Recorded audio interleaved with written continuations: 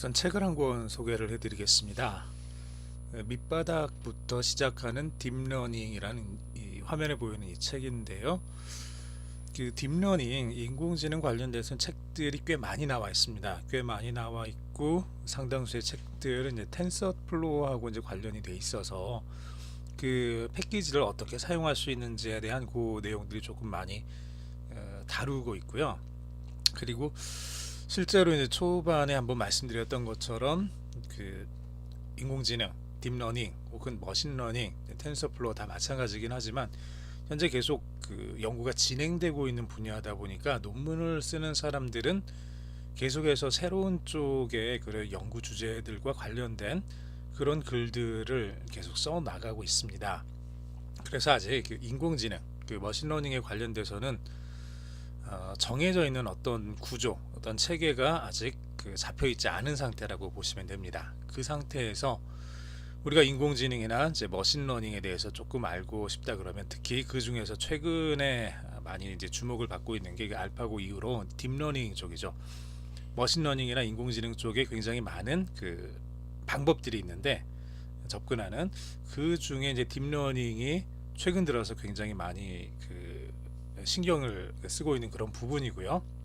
많은 연구하는 사람들이나 혹은 실제로 적용하는 측에서도 그 효율성이 굉장히 괜찮아서 많이 사용하고 있는 부분입니다. 현재 이 딥러닝과 관련돼서 쓸 수 있는 가장 일반적으로 많이 사용하는 패키지가 텐서플로우가 되는 거고요. 우선 텐서플로우도 나중에 저희가 이제 사용을 해보기는 할 텐데 그 전에 딥러닝이 어떤 식으로 구성이 되는지 아주 최근에 그 핫한 그런 연구 주제들을 다루지는 않을 거고 그냥 일반적인 내용들 그리고 특히 수학적인 내용이 필요한 부분들을 중심으로 해서 한번 진행을 해보도록 하겠습니다. 필요하시면은 한빛미디어에서 나온 딥러닝 from scratch, 밑바닥부터 시작한 딥러닝이라는 책을 여러분들이 구입을 하셔도 괜찮고요. 혹은 이 관련된 내용들이 지금 GitHub 쪽에 그 소스나 이런 부분들이 다 올라가 있기 때문에 그 내용들을 한번 보시면서 공부를 하셔도 괜찮을 것 같습니다. 우선 이 책의 그 내용을 조금 따라가 보도록 하겠습니다. 맨 앞부분에는 이제 헬로 파이썬, 그 파이썬 언어에 관련된 그런 내용들이 나옵니다. 자, 그 내용들을 조금 지금부터 한번 살펴보도록 하죠. 자, 우리가 지난 시간에 이렇게 배치 파일을 하나를 만들었었죠. 그리고 이 배치 파일 내용 자체는 맨 앞부분을 사실은 보여주기 위한 거고요. 아톰이라는 에디터를 실행을 시키고 그 다음에 cmd라는 도스창을 열어서 그 아래쪽에는 tf36 스크립트 안에 있는 액티베이트를 실행을 시키는 게 이 배치 파일의 내용입니다. 이거 더블 클릭해서 실행을 시키면은요 이런 식으로 화면에 보여주고 아톰 에디터를 실행을 시키고 여기 cmd 창 열면서 액티베이트 시켜서 우리가 지난번에 만들어 놨던 tf36이라는 가상 개발 환경, 그 가상 개발 환경으로 이제 들어오게 되죠. 자, 여기서 이제 여러 가지 일들을 할 건데 우선 아톰이라는 에디터를 저희가 실행을 시켜는 놨는데요. 아톰이라는 에디터를 오늘은 사용하지 않고 그냥 이 상태에서 한번 살펴보도록 하겠습니다. 자, 이 상태에서 우리가 파이썬 이렇게 치시면은요 이게 지금 대부분 윈도우 10 64비트 윈도우를 가지고 있다고 전제를 하고 제가 좀 진행을 하겠습니다. 자, 파이썬 치시면은 파이썬 3.6.2 제가 설치했을 때 버전이고요. 그리고 64비트짜리 라는 게 여기 드러나고 있죠. 자, 이 상태에서 여기 있는 것처럼 산술 연산들을 우리가 할 수 있습니다. 1 더하기 2 이런 거 할 수 있고 5 곱하기 4 해주면은 5, 4, 20 나오죠. 그 다음에 곱하기 기호가 두 번이 들어가면은 승이 됩니다. 5의 4승 5를 4번 곱한 게 되는 거죠.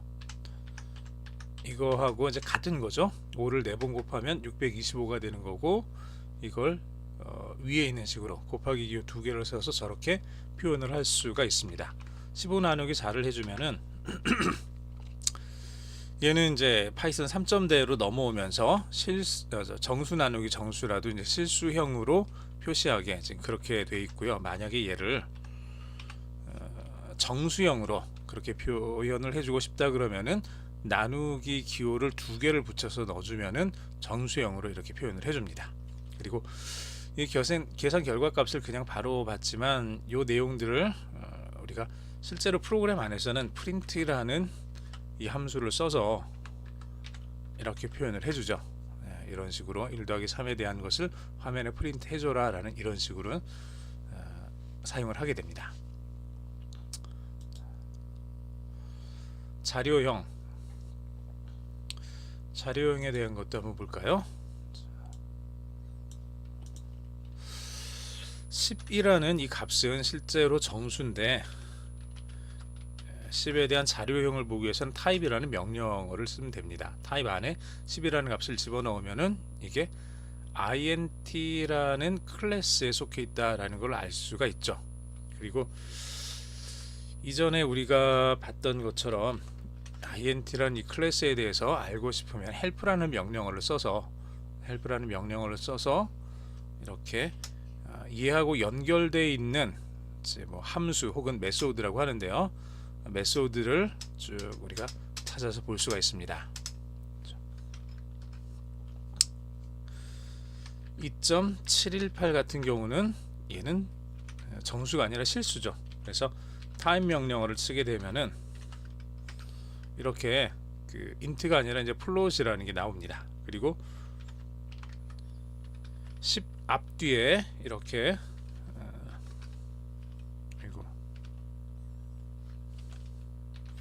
타입해서요 10 앞뒤에 따옴표가 붙게 되면은 이제는 얘는 그 정수가 아니라 문자 열로 처리가 되죠. str 스트링 이제 문자 열로 처리를 하게 됩니다. 이런 다양한 종류의 자료형들을 가질 수가 있고 계속해서 변수로 이제 사용을 할 수가 있죠. x라는 변수에다가 10이라는 값을 집어넣을 수 있습니다. 그리고 x라는 변수에다가 똑같이 2.1이라는 값도 집어넣을 수가 있어요. 자, 근데 여러분들이 혹시 C라는 언어를 썼으면 하나의 변수를 만들면서 그 변수가 담을 수 있는 값에 따라서 변수의 유형을 결정을 해줬습니다. 얘는 정수를 담을 수 있는 변수다, 혹은 실수를 담을 수 있는 변수다, 뭐 이런 식으로 선언을 해줬는데 파이썬은 그게 없죠. 그냥 x에다가 어떤 거든지 그냥 넣어주면 되는 거예요. 그냥 그러면은 변수는 어떤 값이 할당이 되는 순간에 이 변수의 타입이 자동으로 알아서 결정이 됩니다. 이게 지금 파이썬이 가지고 있는 그 변수의 어떤 특징 중에 하나예요. 그래서 x에다가 10이라는 값을 이렇게 집어 넣어주고요. 프린트 x 해주면 x 값을 보면 이제 10이 되는 거죠. 그리고 x에다가 100이라는 값을 집어 넣어주고 다시 x의 값을 보면은 100으로 바뀌게 되죠. y에다가 3.14라는 값을 집어 넣어주고 x하고 y를 곱해주면은 100 곱하기 3.14니까 314.02라는 값이 될 거고, 그에 대한 타입 값을 한번 살펴볼까요? x 곱하기 y. 그러면 얘는 플롯, 실수 곱하기 정수에서 나온 값은 실수가 되니까 클래스가 이제 플롯이라고 이렇게 나오게 되겠죠. 이런 식으로 우리가 확인을 할 수가 있을 겁니다. 변수들을 사용할 수 있고요. 리스트. 자, 지금 저는 파이썬을 그 내용을 세세하게 지금 설명해 드릴 수는 없고요. 그 내용들을 여러분들이 조금 더 공부를 하고 싶으시면은 이전에 제가 올려놨던 파이썬 강좌를 다시 한번 천천히 보시거나 다른 여러분들이 보셨던 책들을 이렇게 확인을 해주시면은 좋겠습니다. 자, A라는 변수에다가 1, 2, 3, 4, 5라는 저 리스트를 집어 넣어주게 되면 A는 리스트가 되는 거예요. 그래서 타입 명령을 쳐서 A를 주면은 A가 리스트라는 클래스에 속해 있다는 걸 이렇게 볼 수가 있는 거죠. A는 1, 2, 3, 4, 5가 되는 거고요. 그리고 len 이라는 저 함수를 사용을 하게 되면 그 리스트의 개수, 자 A는 리스트고 이 리스트에는 5개의 원소들을 가지고 있죠. 그 개수를 내보내주는 그 함수가 len이 됩니다. 그리고 앞에서부터 인덱스 값이 1, 2, 3, 4, 5였는데 맨 앞에서부터 인덱스는 0이 되는 거죠. 0, 1, 2, 3, 4. 그래서 A의 4까지 이렇게 5개의 값이 각각 번호가 0번부터 4까지로 결정이 되고요. 맨 뒤에 있는 것은 맨 뒤에서부터 마이너스 1부터 이렇게 거꾸로 돌아온다고 했었죠. 마이너스 1, 마이너스 2, 마이너스 3, 마이너스 4, 마이너스 5 이런 식으로 뒤에서부터도 그 번호들을 붙일 수가 있습니다. A의 4번이 현재 5라는 값을 가지고 있는데 얘를 만약에 99로 바꿔주면 그 다음에 A를 출력을 해보면 여기 맨 끝에 있었던 그 자리가 99로 바뀐 거를 우리가 확인을 할 수가 있죠. 리스트를 쓸 때 슬라이스 연산을 또 많이 사용을 했습니다. 자, A를 보면 1, 2, 3, 4, 99인데 A를 0번부터 3번까지만 찾아줘라. 그러면은 0, 1, 2, 3, 3이 4인데요. 뒤에 있는 3은 들어가지 않고 그 앞에까지입니다. 3번까지가 아니라 정확하게는 3번 그 전까지. 그래서 1, 2, 3 요 세 개가 되는 거죠. 그리고 만약에 어떤 시작하는 숫자가 있고 뒤에 끝나는 숫자를 정해주지 않으면 끝까지 진행을 하게 되는 거죠. 1번부터 A는 1, 2, 0번 1번이니까 1번부터 2, 3, 4, 99 이런 식이 될 거고 시작하는 숫자를 정해주지 않으면은 맨 앞 숫자가 될 거고 끝나는 숫자를 정해주지 않았으니까 맨 끝 숫자가 되겠죠. 자, 저런 식으로도 쓸 수가 있고요. 끝 숫자를 3으로 해주면은 0, 1, 2 세 개가 이렇게 출력이 되겠죠. 그리고 여기도 역시 마찬가지로 마이너스 1, 마이너스 이런 값을 집어넣을 수가 있습니다. 마이너스 1은 맨 뒤에 있는 이거죠. 99에 해당되는 그거니까 그거를 빼주니까 1, 2, 3, 4 이 4개만 이렇게 화면에 출력이 됩니다. 리스트와 함께 딕셔너리도 이제 많이 사용이 되는 구조인데요. 리스트 같은 경우는 리스트는 값들만 쭉 담고 있고 맨 앞에서부터 인덱스 번호가 0, 1, 2, 3, 4 이런 식으로 가게 되는 거라면 딕셔너리는 우리가 여기서 키와 밸류로 이렇게 구분이 된다고 했습니다. 여기가 이제 키 값이 들어갈 거고요. 키 다음에 밸류가 이렇게 들어가게 되는 이런 구조가 되는 거죠. 그래서 키 값에다가 우리가 원하는 키 하이트라는 키를 넣어주고 거기에 해당하는 밸류값 180 이런 식으로 집어넣어 줄 수가 있는 거죠. 그러면 미라는 것은 키가 하이트고 밸류가 180인 이 하나를 가지고 있는 딕셔너리가 됩니다. 그리고요 우리가 여기서 미에서 키 값을 이렇게 집어넣어 주고 그에 대한 값을 이렇게 찾아서 사용을 할 수도 있고요. 또 동시에 키 값을 우리가 이렇게 만들어 놓고 거기에 대한 어떤 값을 집어넣어서 새로운 항목을 추가해서 집어넣을 수도 있죠. 그래서 미라고 이렇게 만들어진 딕셔너리를 보면 하이트가 180, 웨이트가 74가 되는 이런 값을 우리가 만들어서 넣을 수가 있습니다.